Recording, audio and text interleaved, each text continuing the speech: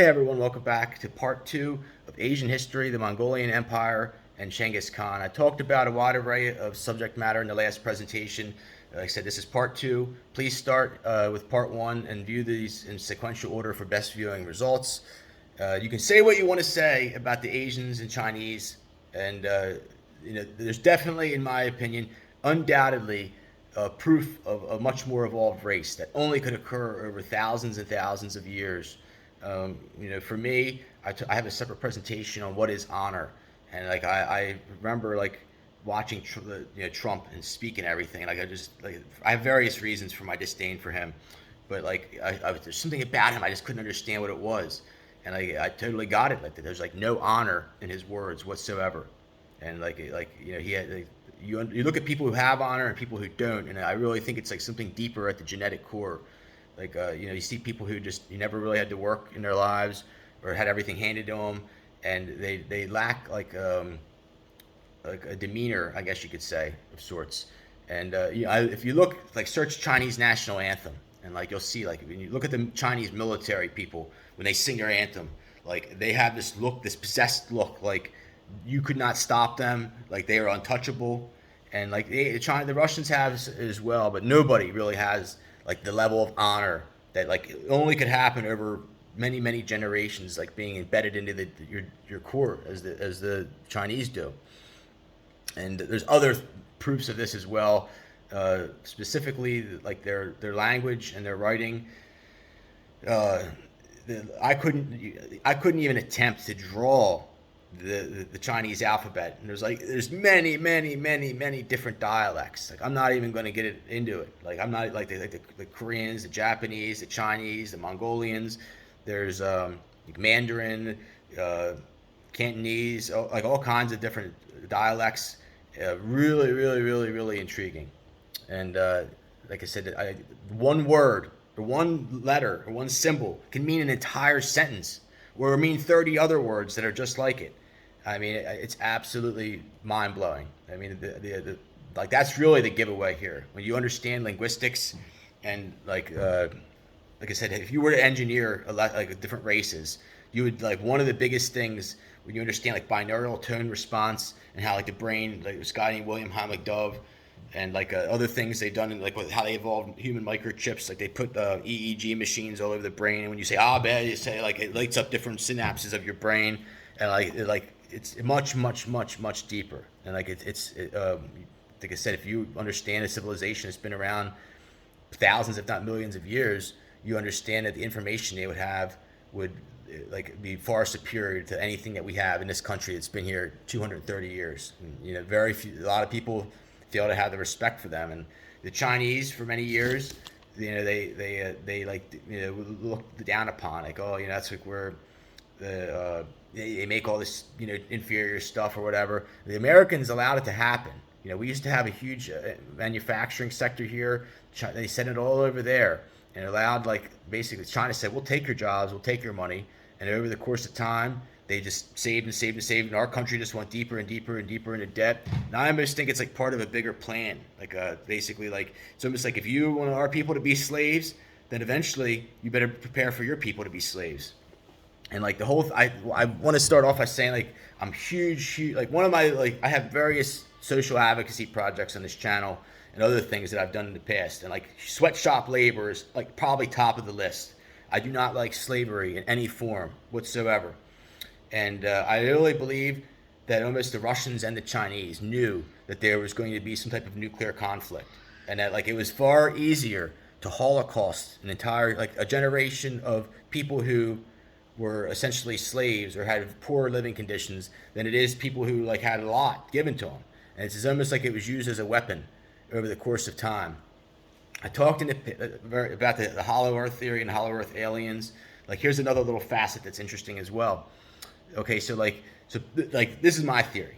Okay, supposedly there were several UFO crashes in and around near Roswell, New Mexico, other places, and the United States military-industrial complex took this alien technology and back-engineered it and created the modern-day circuitry that we have, around the Silicon Valley, other places. I really believe it was done on purpose, so that other people, the Chinese and other people, could come in and hack through the back door hack it through the back door, and also they knew that it could be used as a weapon, with electropollution. Like basically, you understand the electrical nature of the body, that like this would interfere, like very very with your delicate DNA structure and other things, and your neurological condition. And then also that it would engineer an entire generation of weak people that would like they would instead of going to the store and everything, or going out and growing stuff in the garden, they would just buy it on Amazon or buy it on wherever. And you get what I'm saying. It was like a double-edged sword of sorts. And another thing I want to mention too is like heirloom parentage or genetics. And this is like a really really big one. And like you can say what you want, like, okay, maybe I don't disagree with him about white people and this and that, maybe we were first, whatever. But I can tell you this, that over thousands of years, okay, there was this guy from Netherlands named Gregor Mendel. I think in the 1600s, he did this famous work with peas, these genetic experiments. And like there's several things he proved, but the main thing is like, okay, so you start off with true heirloom parentage. Then the subsequent generation after them is F1. Then you have F2, then you have F3, and so on. And every subsequent generation past heirloom parentage, you see a diminishment of phenotypic traits. And America probably now is on like F35s. Maybe there's some heirlooms here that are people that like keep very tight lineages, but like probably in China and other places like northern India, they're probably like all heirlooms almost. And like it was almost like they knew that these people would the lesser engineered people would never be able to overtake the true heirlooms by just the will of God. And it's a really interesting facet. Like I said, you probably will never hear anywhere else.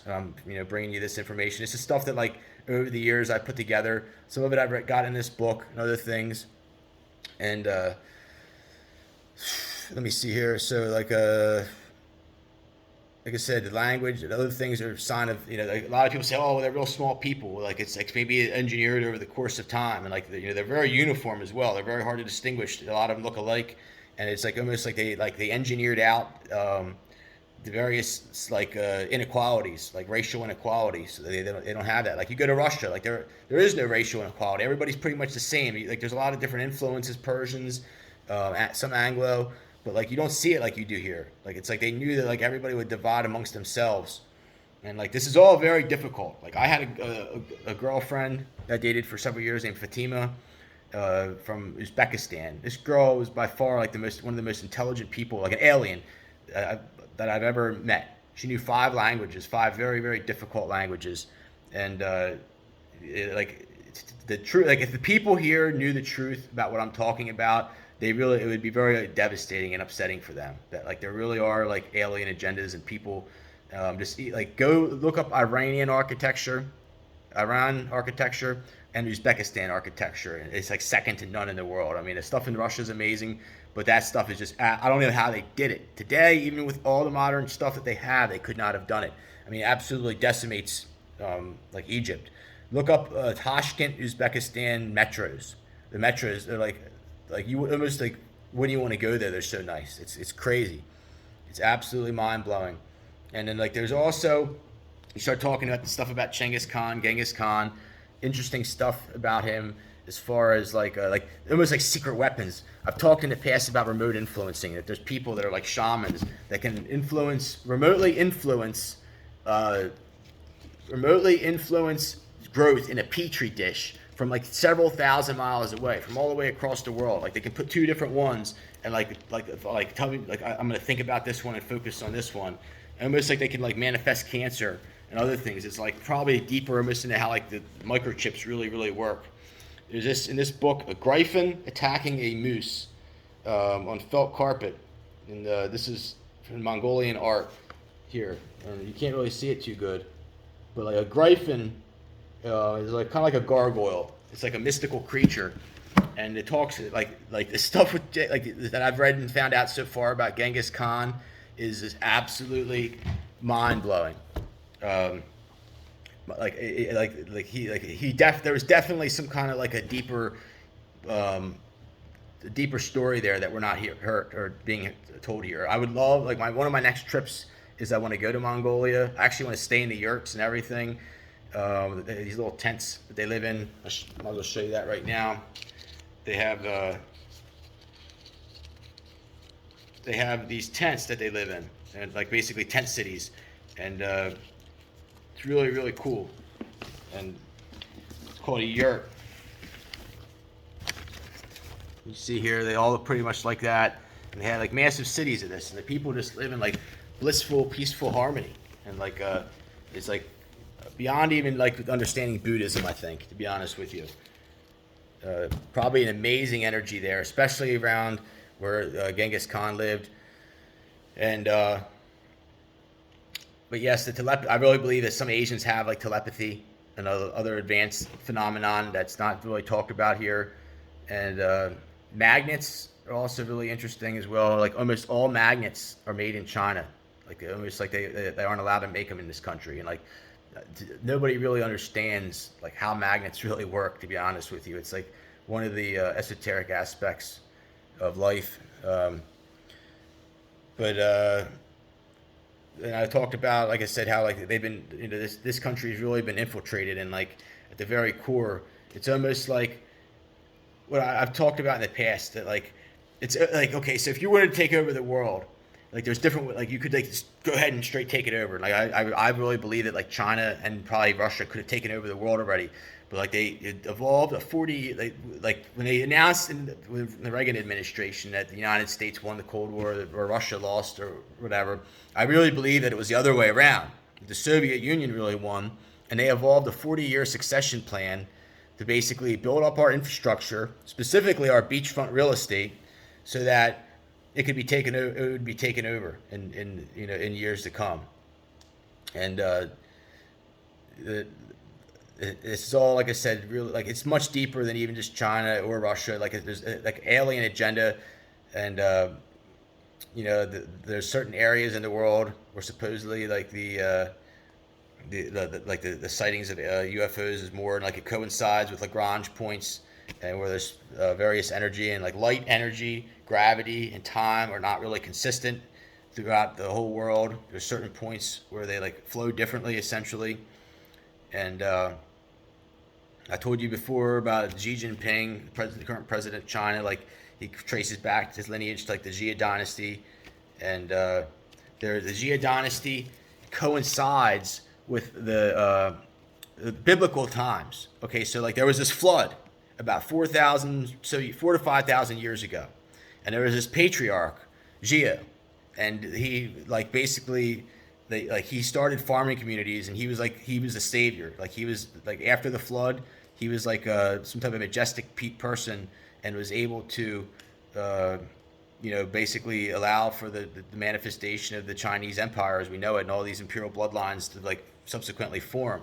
And it like totally coincides with the Bible. And for whatever reason, it's not mentioned in the Bible. And it's really, really irritating to me. When you start picking up the pieces of the puzzle, it really fills in a lot of the gaps. And I have this separate quote of mine I've used in the past. The Bible's a good book, but it's kind of like Thanksgiving dinner without the stuffing, the mashed potatoes, and the most important part, the gravy. China is like the gravy. It's like always on top, and its flavor is ingrained in its own existence of sorts. It's kind of like a poor analogy, but really, I mean, the Bible's a good book. There's a lot of truth to it, but it's, it was written in 3 different languages. To translate it to our English version doesn't really do it justice. There's stuff that's been contorted, distorted, misinterpreted, left out. The books are not in sequential order. The book of Job is actually the oldest book, not the book of Genesis. I could go on and on and on. You got the inefficiencies of the Bible. And you get into other texts like the Torah and the Talmud or whatever. Like some of them are in unison. Like the stuff with Moses, the Jews, the Christians, and the Muslims seem to agree about. The personification of other people like Muhammad, Jesus, it gets into a touchy area. And like to be honest with you, from what I'm reading, like in these stuff about the Mongolians and Genghis Khan, there were other people that supposedly had virgin births. Like they said that there would be a girl and a ray of light would shine on her, and she was impregnated. And I find that to be absolutely, really, really interesting. I would love to, like I said, go to Mongolia, find some English-speaking people there, and actually get some of like the first-hand, knowledge that's been passed down through generations. I really believe that would be like the key to like I mean, maybe I could bring that if I'm ever fortunate enough to go there. There are very few people that I ever know that actually would go to Mongolia. There's a couple other countries too that are very close to there, like Kyrgyzstan. I told you I've been to Kazakhstan. Absolutely love Kazakhstan. I met a girl there. Like I'm not trying to be obscene, but like I've never been as aroused in my life. When I was with this girl, her name was Golzira, and she was a Bashkir. And I like tried to figure it out. I could not figure it out. I could not figure it out. I could not figure it out. I basically came to the conclusion. I said, "You're a descendant of Chinese imperial bloodline," and she laughed. Like that was one of the last times I ever talked to her. She just said, "Ha ha ha," and like now I know that that was true, like totally. And like Genghis Khan supposedly had like 14 kids, but it was probably even way more than that. And they say like one out of every 100 people, or like one out of every 50 people, something like that, are actually descendants of Genghis Khan. And okay, it's like I'm gonna read here again. Like I said, okay, the various dynasties, and like I said, like I really like not doing this presentation any justice by not specifically going into each one, and like this one was conquered by this one was here, there, whatever, and like I said, just think beyond borders, think past China, having a little area, Mongolia having this area, Korea having this area, Vietnam down here, Taiwan and Japan, it all tied together essentially, like at some point. And there's this area that it's called Manchuria, where like like Siberia, or part of Russia meets Korea, meets China. A very interesting area there. And I've talked about the Cossacks. I actually have lineage to Cossacks. I traced it back to like with Vladimir Putin to the 1700s, and they basically originated out of Kazakhstan, and they eventually took over some of the Mongolian Empire, or at least they say they did, but they really probably just morphed in together. But like I said, there's like the Jia Dynasty, the Shang Dynasty, the Zhou Dynasty, the Qin Dynasty, the Qing Dynasty, the Han, the Wei, the Shu, the Zhou, the Yuan, the Li, the Song, the Tang, the Yang, the Wu, the Ming. Like I said, forgive me if I'm forgetting any of them, but there was like, from what I gathered, at least 12 imperial bloodlines. They're like the heart of it. Like even those probably were intermarried at some point. And the big one that you want to know in the Mongolian Empire is the Yuan Dynasty. The Chinese currency to this day is the Chinese yuan. And like it's almost like I said, like that right there is like the canary, like the dead giveaway, like the Yuan Dynasty. And then the Yuan Dynasty was basically taken over by the Ming Dynasty. And then there's also, that gets into the Jin Dynasty as well. I think I forgot to mention the Jin Dynasty. The Jin, very, very big one as well. And I must also, like I said, incorporate the Japanese and the Koreans. Look at today, like what I was just saying a few minutes ago about the technology. Look at where the phones are made. Like the Androids come from South Korea, and like I said, I believe that there's certain areas that have like the portals to the Hollow Earth, and I really almost believe, like I said, that these people like engineered the personification of Jesus Christ. They knew that like certain people would manifest prophecy, and they like did it on purpose to create current. And like part of something much, much bigger, like a bigger matrix that would end in a singularity. And I talked about I've done past work about the ABRH negative bloodline, Holy Grail bloodline, and I like a lot of Ashkenazi Russian Jews, like myself, have AB negative blood, or B positive, B negative. I have B positive, which is like reptilian hybrid blood, and my mother, both her parents had AB negative blood. Like very, very special people. They could, like, you could ask them like the question to anything, and like they could tell you the answer. Like really, really, really, like stuff that's not talked about, and that's why they steal so many kids from a lot of people. A lot of other people have this, but a lot of the Asians have like B blood type. And I know like this is a lot of information like thrown at you at one time, but yes. The Mongolia is essentially the Ukraine of China, and it was almost like it was done on purpose to like break it down, to like make the world takeover seem not so obvious. And if you look at Russia, like I told you before, the Russians were at one point defeated by the Mongols. The Mongols were outnumbered 4-1, and also Iran, that whole area of Persia, If you look at like a lot of the symbolism in the architecture and other things, you totally see a correlation between like this various cultures, the Asian culture, the Mongolian culture, the Persian culture. It's pretty interesting, to be honest with you. And another group of people I should mention as well that were like in the southern Ukraine area is the Tatars. They also tie into this along with the Bashkirs I mentioned. And they just have some of the most beautiful culture that I've ever seen in my entire life. I mean, absolutely just amazingly beautiful. This girl I was actually considering marrying at one point, Goal Zero, she told me, like, she broke it down for me and like sent me like the protocol of what they do for weddings. And it was like, I mean, like, as extensive as Americans are, this was absolutely just blew anything I've ever even seen in America away. It was like the first, like, there was like 20 steps that were like to be taken. Like, gifts were to be presented, and then there were to be like almost like to get into like the tea ceremonies and like other things as well. It's like a very, very, very serious, dignified thing. You know, like, absolutely blew me away. I have it somewhere. Maybe I'll share it in the next presentation. But really serious people, really beautiful culture. And it gets into like, they were like, you're supposed to give like 20 head of cattle to the parents, the father of the bride or something like that, and like the bride's supposed to the bride's parents are supposed to give something as well. It's like really, really deep. They're very, very big on this notion of filial piety. Filial piety, it talks avidly about in this encyclopedia. And for those of you who don't know what that is, I didn't really, to be honest with you, filial rights, it's essentially the obligation of the children to the parents. And like, this is why, like I was saying, I talk about people that steal genetics, or like the CIA. You know, a lot of the CIA Italian people go around stealing little babies and like putting their name on them, using them for sex puppets and everything. And I talked about Ted Gunderson's work with the Finders, how he tried taking this information for years and years and years to the Department of Justice, and it got shot down under national security. And it's a real big deal. Like, lineages and like just understand that. I'm not going to emphasize it anymore, but like, I really believe that like my filial rights have been violated. Like, you know, to steal somebody's kids from them and like not allow them that privilege of like parentship is like not acceptable in Asian culture whatsoever. Like, it really gets into this deeper understanding of honor.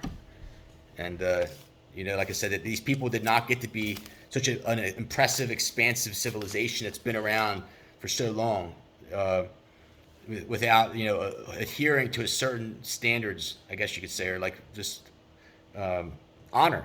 There's no other really word for it. This being said, you know, I really want to like it kind of ties into like Buddhism, like the whole heart of Buddhism.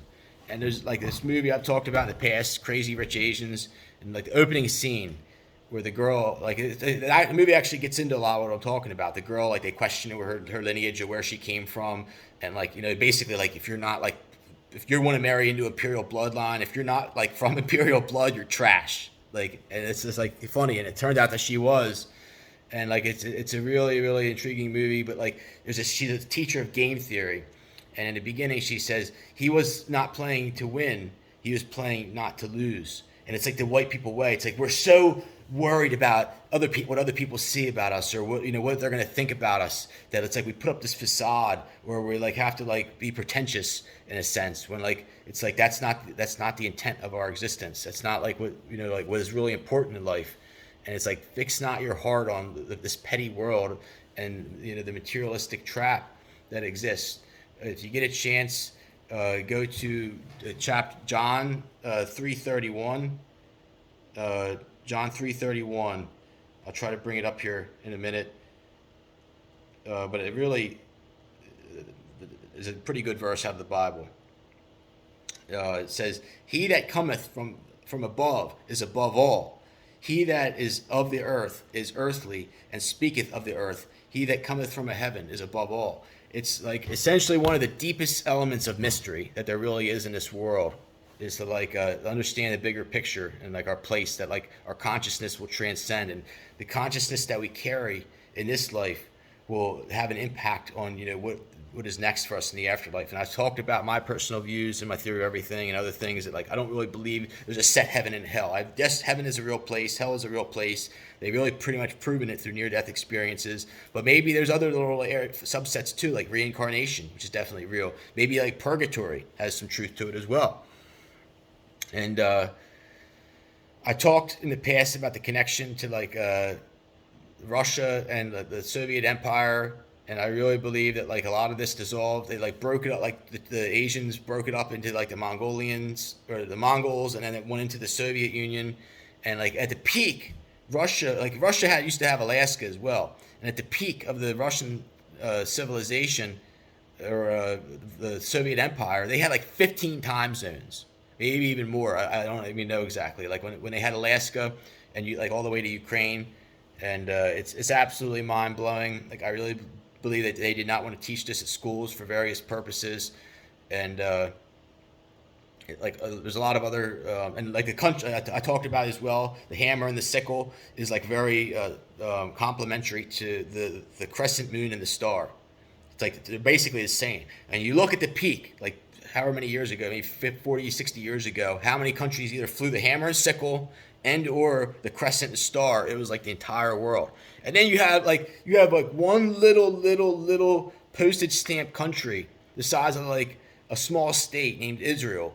And it's like these people single-handedly have created like almost all the problems that we have in the world. And they're surrounded by Muslim people. Like there's nobody else besides them that speaks their language. And they're very, very beautiful. There's good people. There's good Jewish people and there's not good Jewish people, and it's unfortunate for them that it's the small group of Zionists that really give the Jewish people a bad name. I've actually talked to people from Israel, and they actually they are almost exactly like the people from Iran, like their culture, customs, and everything. It's almost exactly the same, and it's like for whatever reason these warmongers push this divide. It's really, really sad. I think, like I said, like they've given a false sense of power to like the Anglos, specifically the UK, Germans, Italians, and like it's like they wanted these people. They knew that like almost the best way to beat somebody is by giving power that they don't have, and they will almost always abuse the power, and like basically it'll manifest into like greed and evil, and it'll be like they've seen probably past civilizations and know that it'll rise and fall. Also a major problem with inheritance as well. But like my particular beckoning is with the Eastern medicine. I mean, Eastern medicine compared to Western medicine, you cannot compare it. Like even at Harvard University, where like I said, Xi Jinping's daughter Xi Mingzi went to, and like it's really a disgrace to you know, like I guess it gets into population control, other things, but like I know a pretty good bit. Like acupuncture, like basically our body has meridians and like chakras, and these various meridians like release energy. Also like reflexology, certain points as well, like through massage and therapeutic practices, like herbology, like a whole other thing as well. And it's not just the Asians that are into it. Like I had a girlfriend, Lidima, from Russia for several years. And like she would go into the wild and like basically procure her own herbs and stuff, make her own teas. And like she didn't have any degree in anything. This was just like passed down through generations. Really, really cool stuff. And it works. It really works. And like here's one that I found. So okay, there's acupuncture. I'm a practitioner of acutonics, which is using tuning forks, like basically on the field of the body, and it releases energy and like stored energy and trauma that's in the field. Shout out to Eileen Day McCusick. Her book, Tuning the Human Biofield, amazing resource. All this, if you're really interested, please check that out. But so there's one called Moxibustion Therapy, and like they actually use these points, the meridians, and start fires, and actually like put like stuff on it and burn it, and it's really interesting. Look it up, Moxibustion. I'm gonna end here, and hopefully finish this part. Part 3. This is video 2. I'm going to finish up Asian history, Mongolia, and Genghis Khan on the next video, and then I'm going to like take a break from this whole series for a while, and then eventually do like dedicate it just to Chingis Khan alone and the persona of him. As always, thanks for stopping in on the Archangel 15. Take care, folks.